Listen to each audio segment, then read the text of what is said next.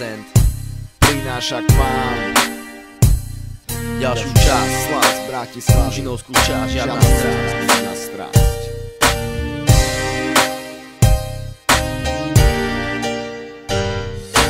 Celá ako dám, on ako je ako on, N ako D, dve písmená, dve povahy, dve mená.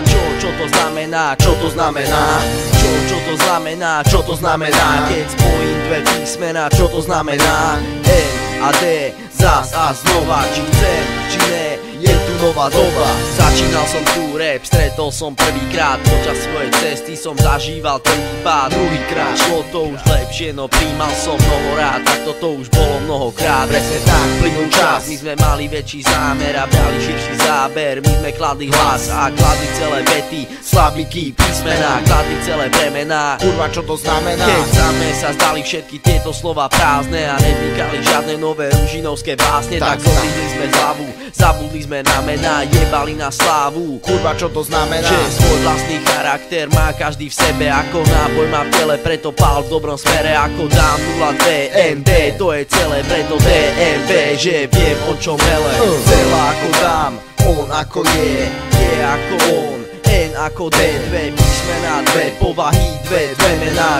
Čo to znamená, čo to znamená? Čo to znamená, čo to znamená? Keď spojím dve písmená, čo to znamená? N a D, zas a znova, či chcem, či ne, je tu nová doba.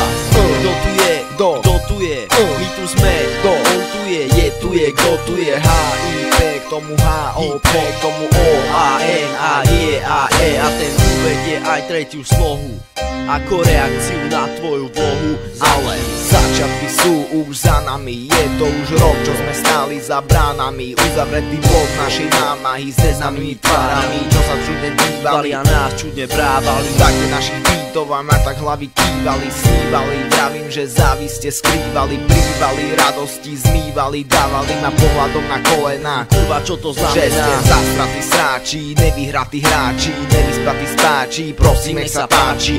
Nové rímy na zlatej vete, strieborné písmená, čo ešte chcete? Tovareň na slova nie je ani bežiaci pás, ale dosť dobrých fráz, aby malo to vždy ráz. Kurva ráz, aby malo to vždy ráz, veď aj tak to má ráz a vždy bude mať ráz.